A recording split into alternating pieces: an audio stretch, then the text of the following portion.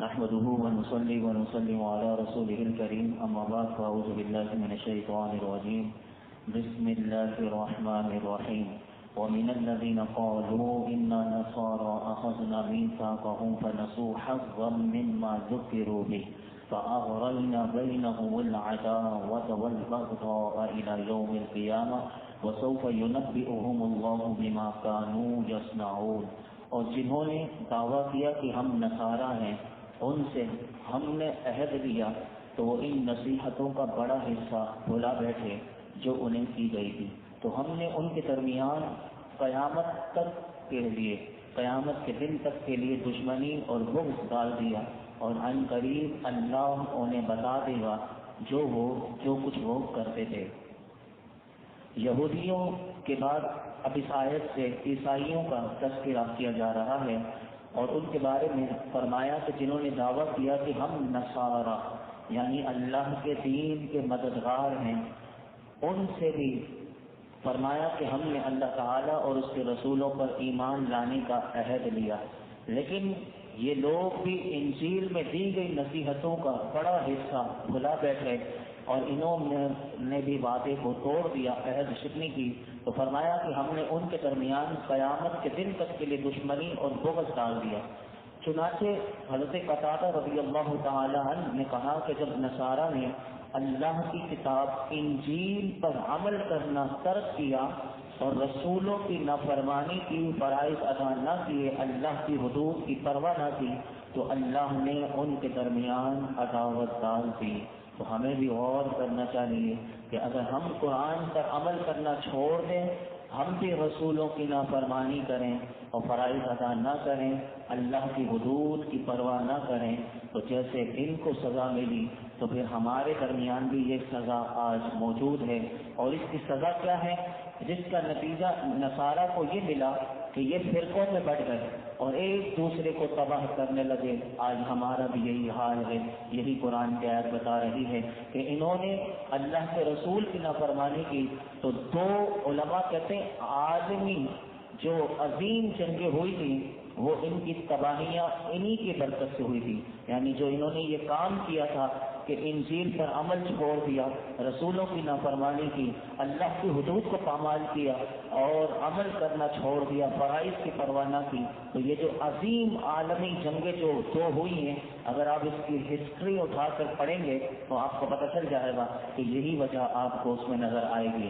آگے اللہ رب العالمین نے ارشاد فرمایا یا اہل الکتاب قد جاءکم رسولنا یبین لکم کثیرا مما کنتم تخفون من الکتاب ویعفو عن کثیر قد جاءکم من اللہ نور وکتاب مبین.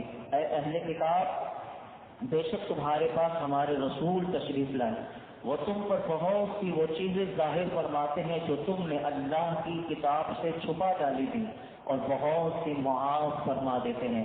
بے شک تمہارے پاس اللہ کی طرف سے ایک نور آ گیا اور ایک روشن کتاب. یہاں یہودیوں سے بھی اور عیسائیوں سے دونوں سے خطاب ہے. فرمایا اے اہل کتاب، بے شک تمہارے پاس محمد رسول اللہ صلی اللہ علیہ وسلم تشریف لائے، وہ تم پر بہت سی وہ چیزیں ظاہر فرماتے ہیں جو تم نے اپنی کتابوں میں چھپا دی تھی، جیسے کہ رجم کی آیات. مثال کے طور پر یہ رجم کی آیات کو انہوں نے بدل دیا تھا کہ جو زنا کرے تو اس پر رجم کی جو آیات ہمارے قرآن میں بھی موجود ہیں، انہوں نے اپنی توریت اور انجیل کی وہ چھپا دی تھی، لیکن رسول اللہ نے اسے ظاہر کر دیا. اور فرمایا کہ جو رسول اللہ کے اوصاف اور جو تم نے اپنی کتابوں میں بیان ہوئے تھے وہ بھی چھپا دیے تھے، لیکن میرے محبوب نے وہ بیان کر دیے.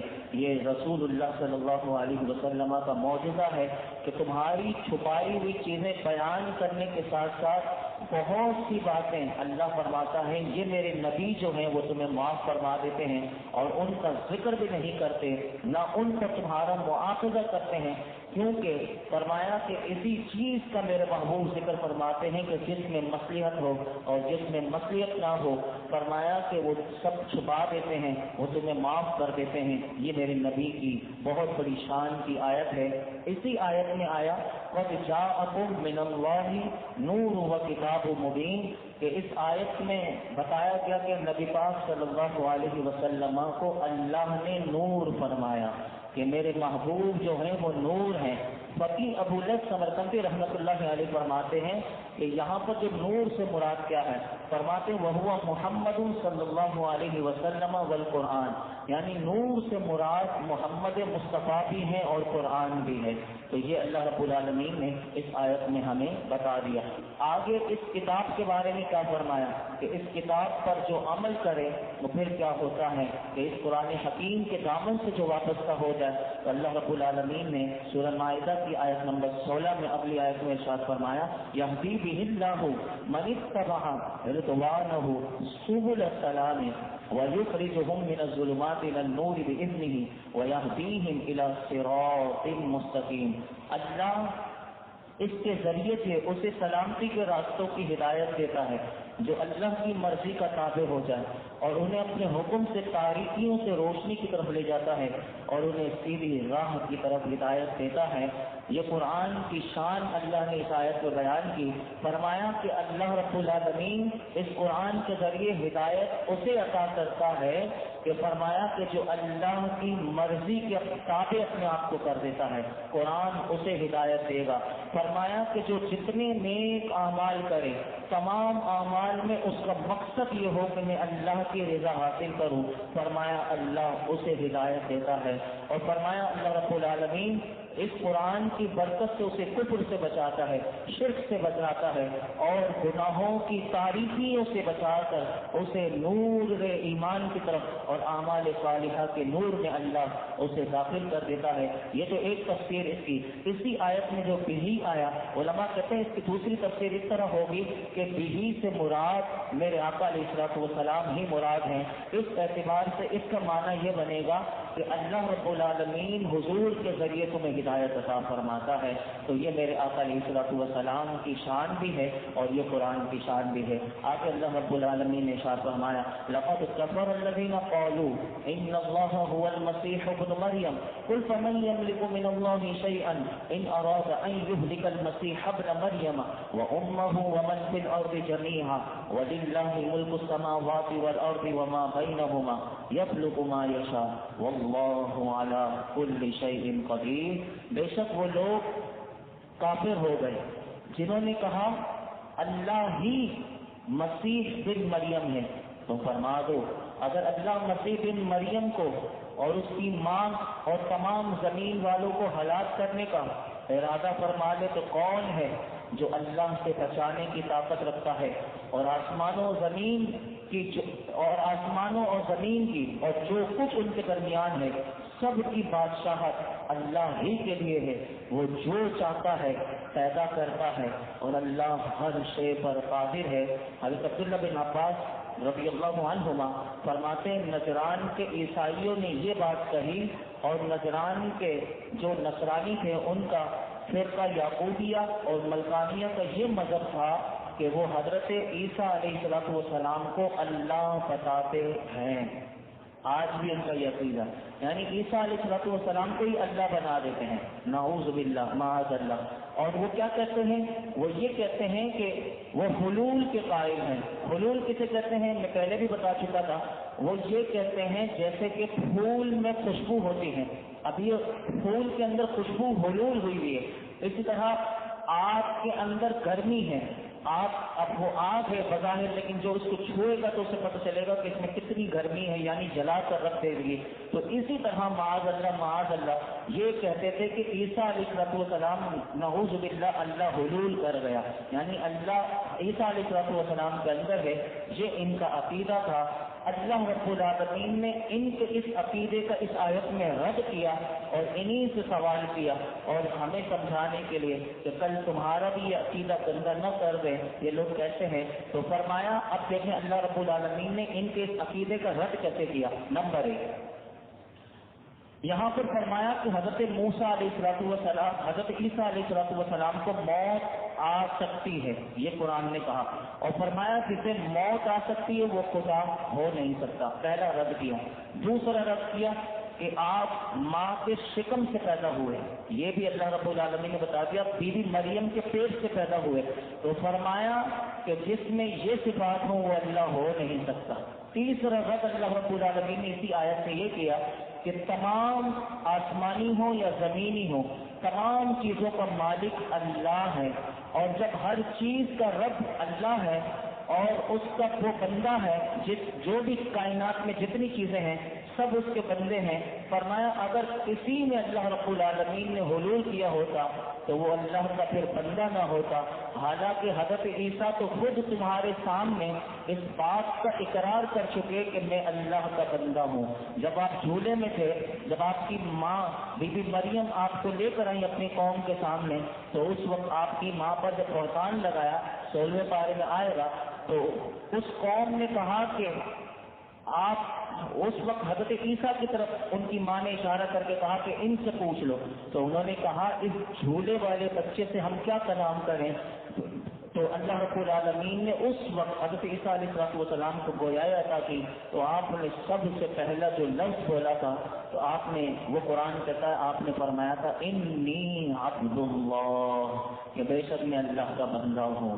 تو آپ نے اس کلام کا آغاز ہی اس بات سے کیا تھا کہ میں اللہ کا بندہ ہوں۔ اور چوتھی بات جو اللہ نے اس آیت کے تحت ان کا رد کیا، وہ فرمایا کہ اللہ خود خالق ہے، اور اگر آپ میں الوہیت ہوتی، یعنی عیسیٰ علیہ السلام میں الوہیت ہوتی، تو آپ بھی از خود خالق ہوتے، تو آپ خود خالق نہیں بلکہ اللہ کے بندے ہیں۔ تو یہ رد کر کے اللہ رب العالمین نے اس آیت کے ذریعے بتا دیا۔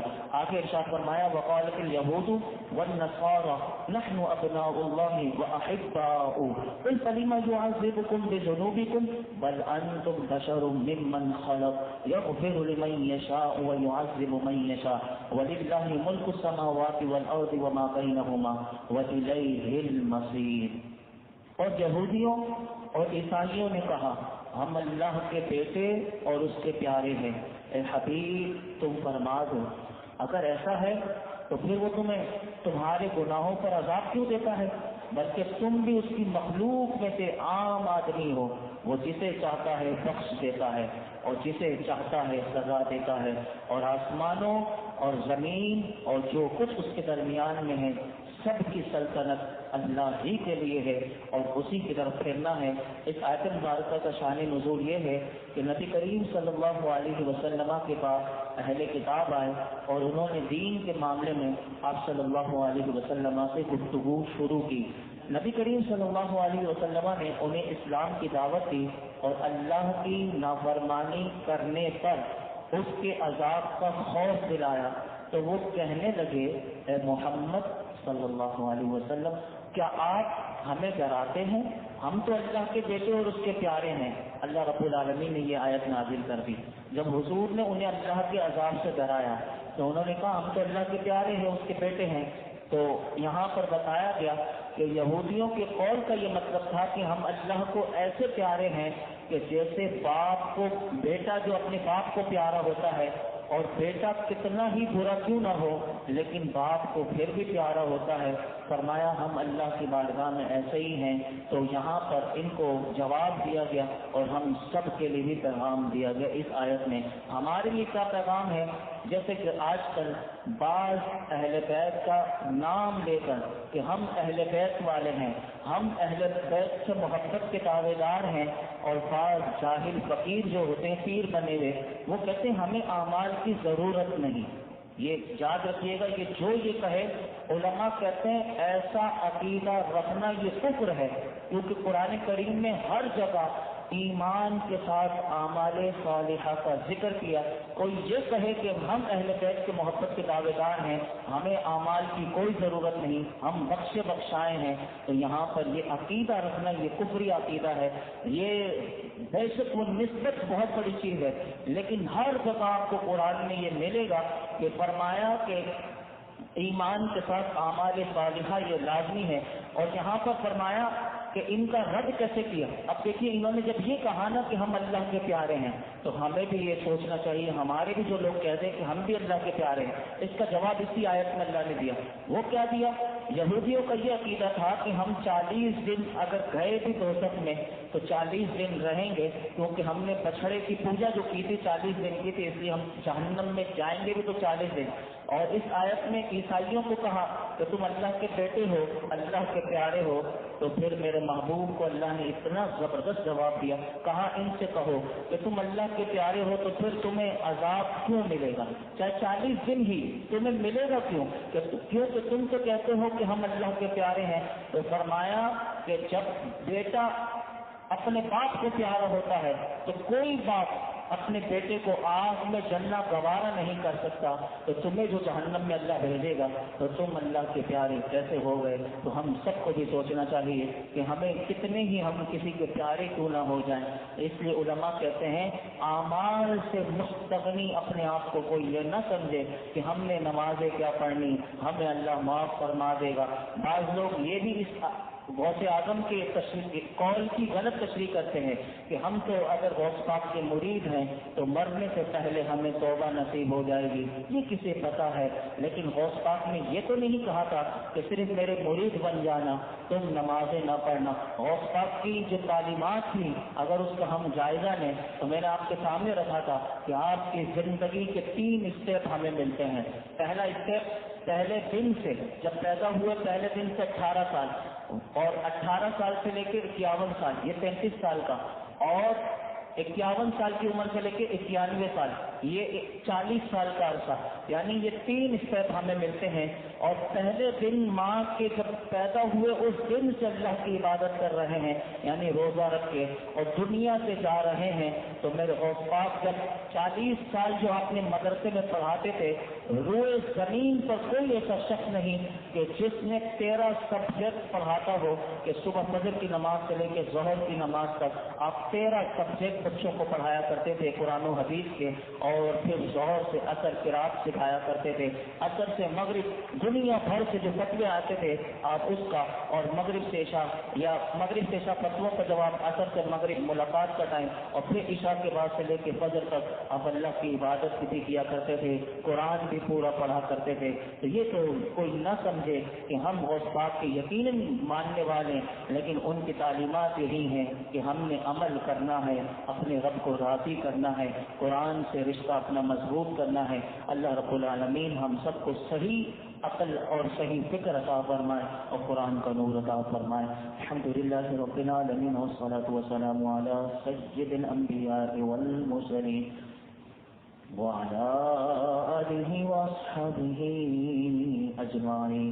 یا اللہ پاک، جو کچھ ہم نے قرآن و حدیث کا مولائی کریم سنا، اس میں کوئی غلطی کوتاہی ہو معاف فرما، اپنی بارگاہ ہمیں شرف قبولیت عطا فرما، ہمیں قرآن کا نور عطا فرما، ہمیں باعمل بنا دے، اے اللہ ہمیں باعمل بنا دے، ہمارے گناہوں کو معاف کر دے، ہماری بے حساب مغفرت فرما، ہمارے والدین کی مغفرت فرما، میرے آقا کی مغفرت فرما، میرے آقا کی تمام امت کی مغفرت فرما، ہم سب کو دین و دنیا کی خیر، عافیت، بھلائیاں، عزت، نعمتیں، راحت عطا فرما، زوال نعمت سے محفوظ فرما، ہر قلت، ہر علت، ہر ذلت سے محفوظ فرما۔ یا اللہ تو ہم سے ہمیشہ کے لیے راضی ہو جا۔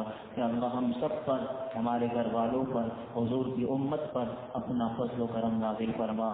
یا اللہ ہمیں ہر قسم کے طوفان سے، زلزلوں سے، تباہیوں سے، وباؤں سے، بلاؤں سے، مصیبتوں سے، پریشانیوں سے محفوظ فرما۔ یا اللہ تو ہم سے راضی ہو جا۔ یا اللہ تو ہم سے راضی ہو جا۔ ہمیں ہر قسم کی بے حیائی، بدکاری، بدعمالیوں سے محفوظ فرما۔ ہمارے رزق دسترخوان کو وسیع فرما۔ یا اللہ ہمیں سکون قلب نصیب فرما، سجدوں کی لذتیں دے دے، ایمان کامل دے دے، نمازوں میں خشوع و خضوع دے دے، قرآن کا ذوق دے دے، قرآن پر عمل کرنے کا جذبہ دے دے۔ یا اللہ اس درس قرآن کی برکت سے جتنے حاضرین موجود ہیں ان سب کی خالی جولیوں کو، دامنوں کو مرادوں سے بھر دے۔ وصلی اللہ تعالی علی خیر خلق محمد۔